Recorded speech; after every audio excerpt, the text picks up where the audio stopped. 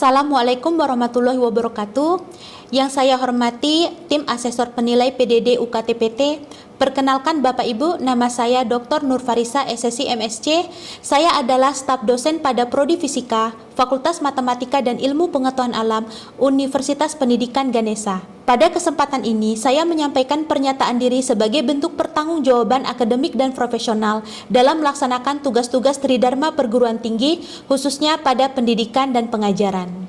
Saya akan memaparkan mata kuliah yang saya ampu, yaitu Topologi dan Geometri Dasar, yang merupakan salah satu mata kuliah wajib pada Prodi Fisika, yang saat ini proses pembelajarannya masih saya laksanakan, yaitu pada semester 4 tahun ajaran 2024-2025 dengan bobot 2 SKS, dan mahasiswa yang mengambil mata kuliah ini berjumlah 3 mahasiswa. Mata kuliah ini memuat konsep-konsep dasar topologi dan geometri yang menjadi pondasi utama dalam fisika matematis, seperti ruang topologis, ruang metrik, pemetaan kontinu, homeomorfisme, teori grup, serta sifat topologis seperti connected. Topik ini krusial guna pengembangan teori medan, relativitas umum, serta formulasi geometrik yang diaplikasikan pada teori proses stokastik dan manifold diferensiabel yang nantinya menjadi salah satu topik skripsi pada Prodi Fisika, khususnya pada peminatan fisika teori.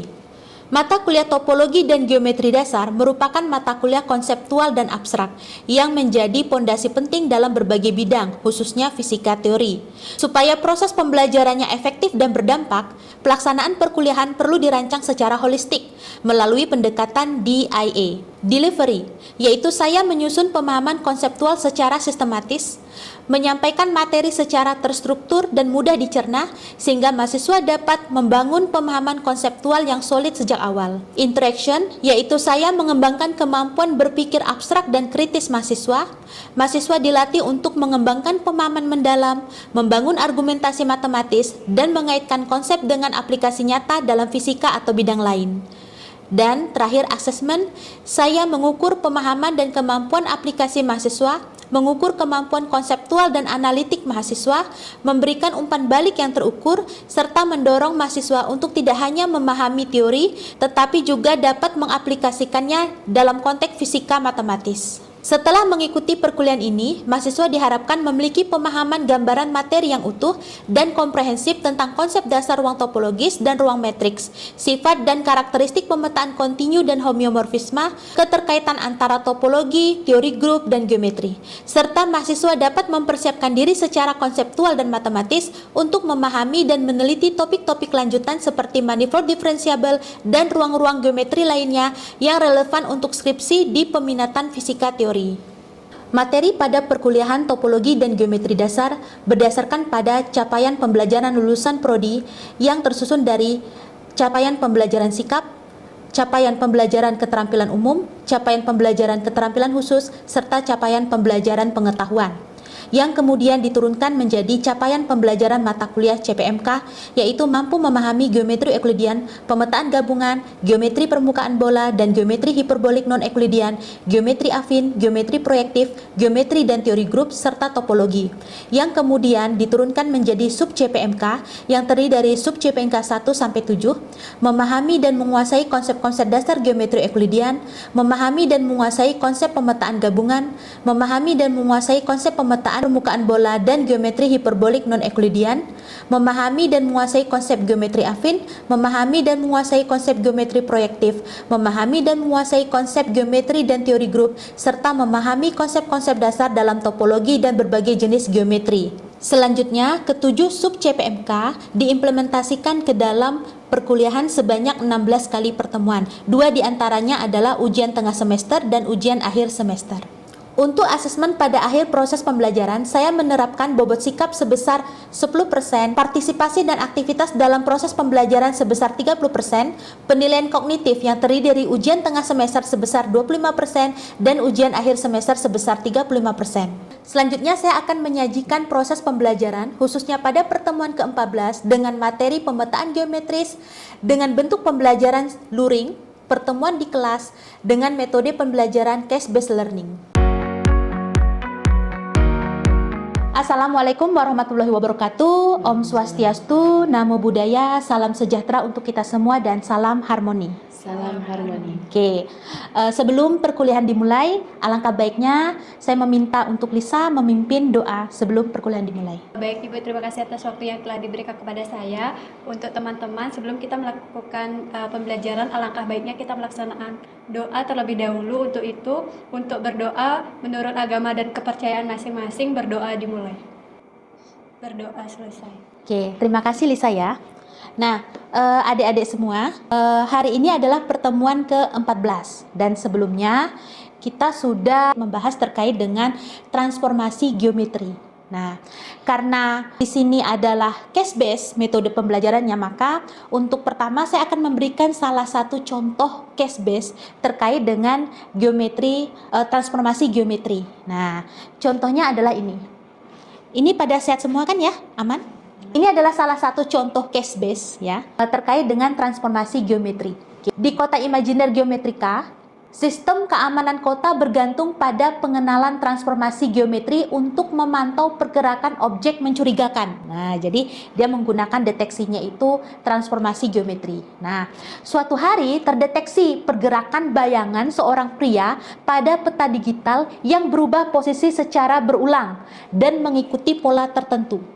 Nah, tim keamanan kota mencurigai bahwa transformasi yang digunakan adalah hasil dari kombinasi translasi, rotasi, refleksi, atau glide. Jadi glide ini gabungan. Tim ahli fisika teori nih, misalkan Lisa, Bella, atau Sonia, nah diminta untuk menganalisis pergerakan ini dan menentukan apakah transformasi tersebut memenuhi sifat-sifat transformasi grup. Nah, apakah sifat transformasinya tertutup, asosiatif, ada elemen identitas, dan bisa diinverskan. Kita ingin mengetahui apakah dia itu bisa diinverskan, bersifat ada inversnya, kalau dia memiliki elemen identitas. Jadi kita harus menganalisis nih pergerakan tadi, apakah dia memenuhi sifat transformasi grup. Nah, ada beberapa pertanyaan panduan di sini. Yang pertama adalah jelaskan bentuk umum dari transformasi grup dalam konteks geometri. Ya. Yang kedua, identifikasi jenis-jenis transformasi yang mungkin terjadi.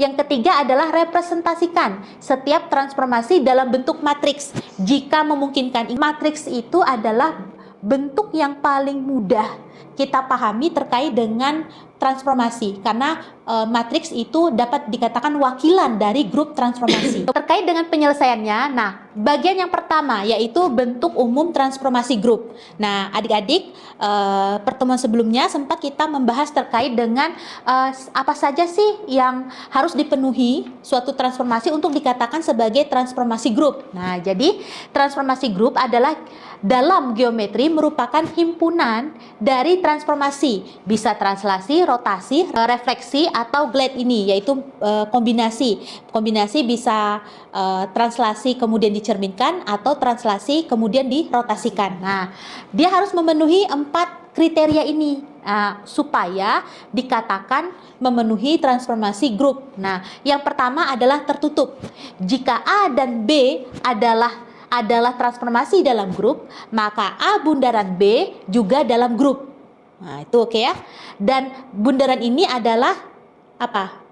Perkalian komposisi. Jadi, kalau misalnya kita kan selama ini mengenal ada titik berapa? Titik itu hasil kali skalar. Jadi, perkalian yang nantinya hasilnya itu adalah skalar. Kalau cross, hasil kali vektor. Jadi kalau vektor A di-crosskan dengan vektor A, hasilnya adalah vektor yang lain. Nah, kalau ini aturan komposisi. Jadi dia aturannya itu khas. Di sebelumnya pernah kita bahas terkait dengan aturan, bagaimana sih aturan perkalian komposisi ya. Nah, kemudian bersifat asosiatif. A bundaran B dalam kurung, kemudian bundaran C sama dengan apa? A bundaran dalam kurung B bundaran C. Nah, kemudian ada elemen identitas. Ada elemen identitas sehingga apa? Kalau A bundaran identitas sama dengan identitas dibundarankan A sama dengan A itu sendiri. Nah, ada inverse-nya. Untuk setiap A akan ada A inverse sedemikian rupa sehingga A bundaran A inverse sama dengan A inverse bundaran A sama dengan identitas. Nah, jika memenuhi 4 aksioma ini, nah aksioma grup ini, maka transformasi tadi dikatakan sebagai transformasi grup. Kemudian, jenis-jenis transformasi dan representasi matriksnya.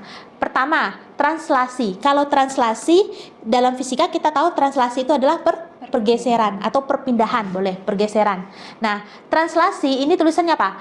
T V vektor ya, X, Y. Artinya translasi sejauh X. Jadi translasi terkait dengan X dan Y itu sama dengan apa? X plus A, Y plus B. Ya, ini vektor translasinya. T V vektor XY. Apakah penulisannya harus seperti ini? Enggak. Bisa jadi ada contoh penulisan yang lain, tapi intinya maksudnya sama. Jadi kalau T misalnya, oh kok ditulisnya hanya T X, Y, boleh. Kalau ada T V vektor, tidak apa-apa. Jadi sama maksudnya, yaitu X plus A, Y plus B. Nah, ini tidak dapat direpresentasikan dengan matriks linear biasa, tapi dapat menggunakan matriks homogen. Jadi bentuk translasi, bentuk matriksnya itu menggunakan matriks homogen, yaitu 10A, 01B, 001. Ini matriks berapa kali berapa, Nia? Ini?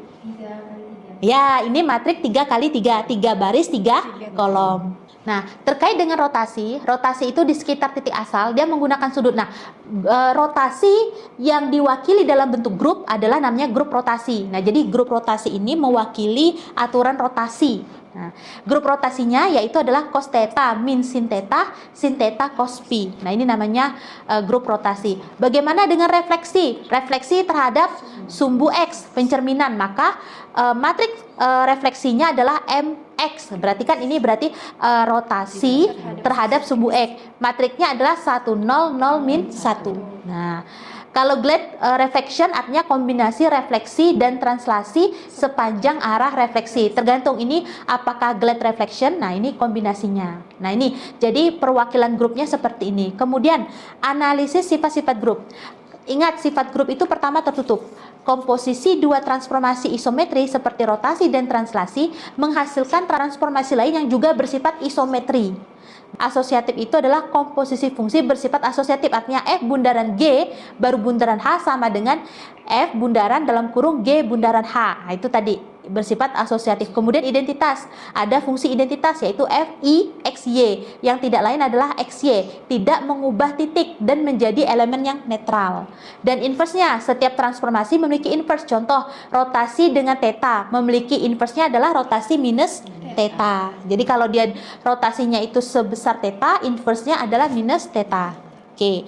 Nah, dari kasus seperti ini apa yang bisa kita dapatkan refleksi dan kesimpulan? Jadi dari analisis di atas, transformasi-transformasi yang diamati dalam kasus bayangan di kota geometrika ternyata membentuk sebuah grup geometri karena memenuhi semua sifat grup. Hal ini penting untuk dianalisis pola-pola geometri dalam keamanan digital dari sistem navigasi berbasis transformasi. Jadi kalau misalnya kita menganalisis ini jadi penting. Karena apa tadi? Karena untuk mengetahui pergerakan itu yang mencurigakan itu dan dia memiliki pola tertentu, bisa kita telaah apakah dia sesuai tidak dengan yang transformasi geometri. Kan tadi ya pertanyaannya kan ini. Menganalisis ini pergerakan ini dan menentukan apakah transformasi tadi memenuhi sifat-sifat transformasi grup tertutup, asosiatif, ada elemen identitas dan ada inversnya. Ini adalah kasus sebenarnya untuk mengeksplor pemahaman kita terkait dengan sifat transformasi grup tadi. Nah, dan apakah dia memenuhi aturan transformasi grup? Sampai sini ada pertanyaan? Nia paham? Lisa? Paham. Oke. Nah, kalau kalian tidak ada pertanyaan, saya meminta coba adik-adik untuk membuktikan salah satu sifat, yaitu sifat asosiatif. Oke. Nah, misalkan A itu adalah 2X plus 1. B-nya X plus 2. Dan C-nya X plus 3. Buktikan sifat asosiatif ini. Nah, apakah aturan ini berlaku? Oke, ada yang sudah selesai? Sudah, Ibu. Oke. Nah, Bella dipersilakan untuk menuliskan jawabannya di papan.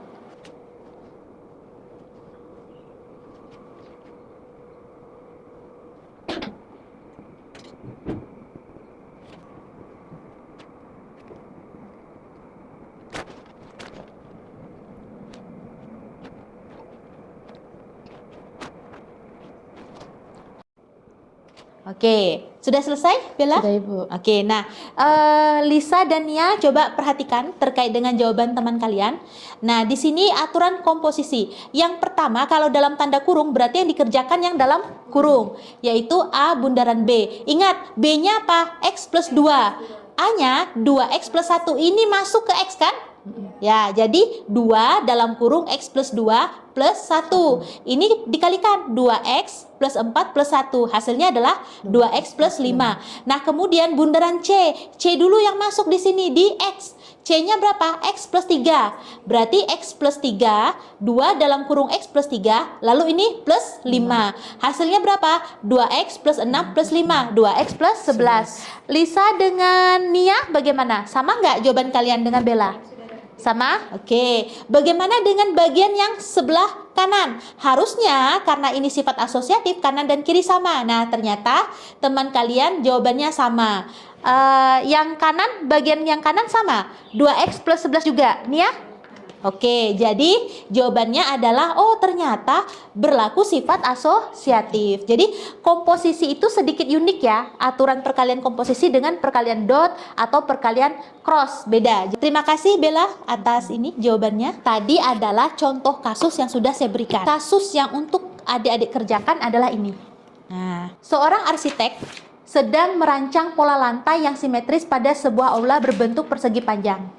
Untuk menciptakan pola yang artistik, ia menerapkan beberapa transformasi geometri seperti translasi, rotasi, dan refleksi terhadap titik-titik penting pada pola tersebut. Nah, salah satu pola dasarnya adalah segitiga yang titiknya diberikan. Ada A 1,2, B 3,2, dan C 2,4.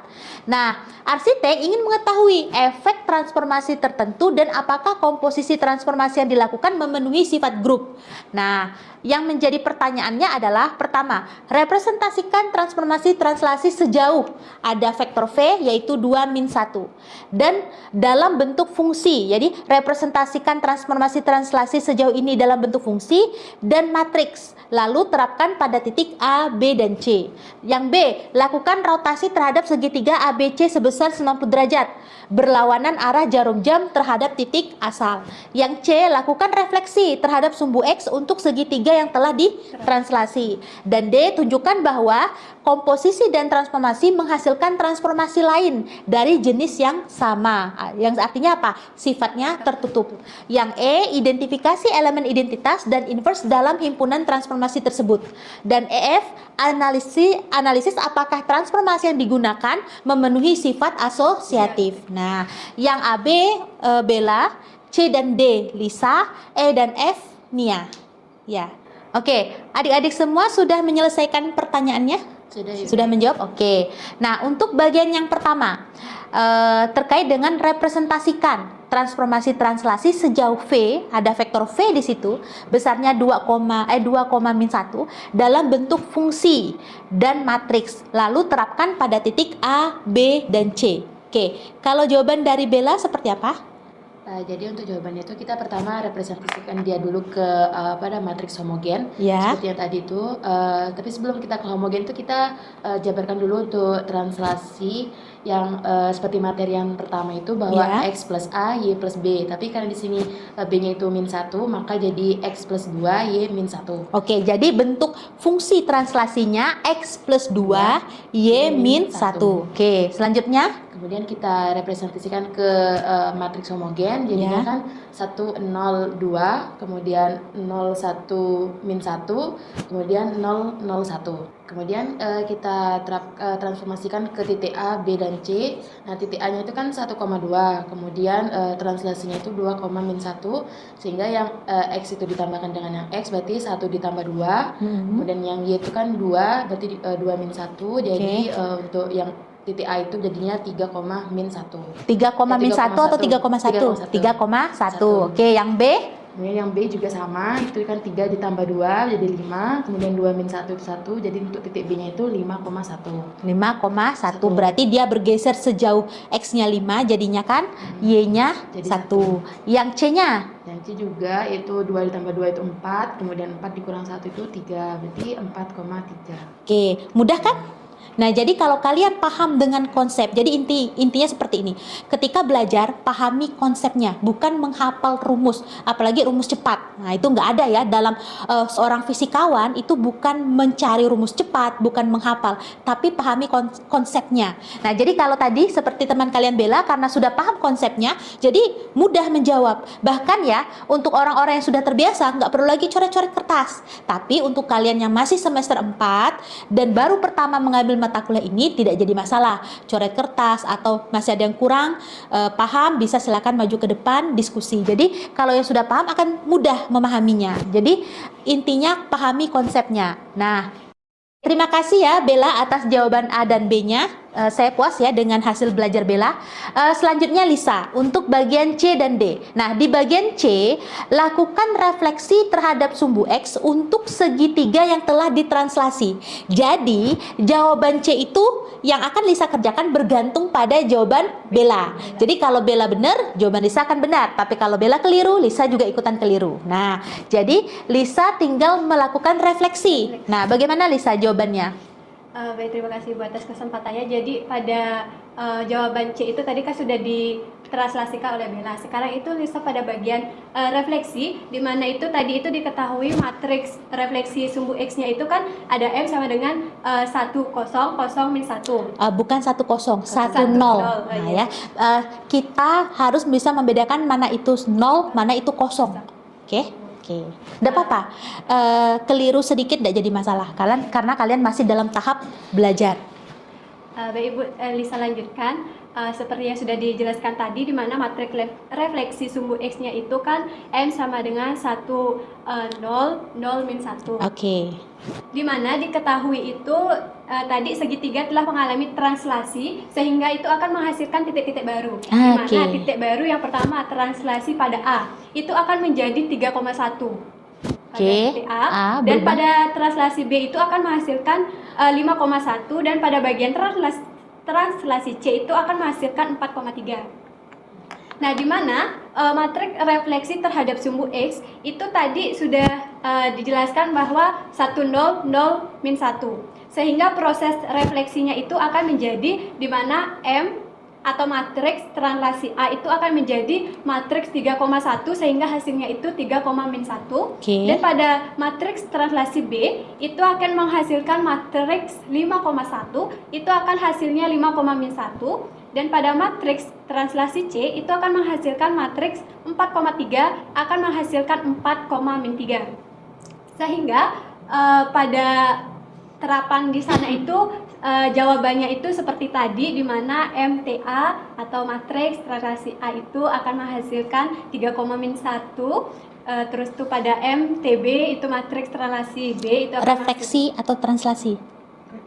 Refleksi, mohon maaf Ibu, refleksi itu akan menghasilkan 5, min 1, dan yang terakhir pada C itu akan menghasilkan 4, min 3. Oke. Dari saya Ibu, terima kasih. Oke, terima kasih. Jawabannya benar ya, yang disampaikan oleh Lisa. Dari Bella dan Nia, bingung dengan jawaban Lisa atau sama? Sama. Oke. Terima kasih atas jawaban Lisa di bagian C dan D ya. Saya sangat puas terhadap hasil belajar Lisa. Nah, selanjutnya kita bahas yang E dan F-nya. E-nya itu adalah identifikasi elemen identitas dan inverse dalam himpunan transformasi tersebut. Nah, ini ditujukan untuk Nia. Oke, Nia. Bagaimana jawabannya? Baik, terima kasih Ibu, izin menjawab. Dari elemen identitas yang sudah kita ketahui bahwa I sama dengan 1, 0 dan 0, 1. Inverse dari translasi X, Y itu sendiri sama dengan X plus 2, Y min 1 diinverskan menjadi X, Y, yaitu X min 2, Y plus 1. Nah, itu adalah inverse-nya. Ya. Oke, lanjut. Lalu inverse rotasi dari R90 adalah R-90, dan inverse refleksi adalah refleksi dari refleksi itu sendiri. Oke, jadi mudahnya karena ini adalah bentuknya translasi, berarti kalau misalnya ditranslasikan, misalnya dia sejauh fungsinya X plus 2, Y min 1, kan gitu. Ya. Nah, kalau inverse-nya berarti kebalikan, yang plus jadi minus, yang minus jadi plus. Nah, itu mudahnya kalau dalam bentuk translasi. Oke, saya ucapkan terima kasih ya kepada Nia atas jawabannya tadi bagian E dan F cukup memuaskan untuk saya dan hasil belajarnya saya anggap baik.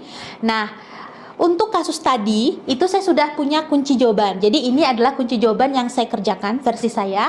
Nah, nanti adik-adik bisa mengaksesnya. Nanti saya masukkan di e-learning dan nanti kalau misalnya ada yang kesulitan untuk mengakses silakan WA saya.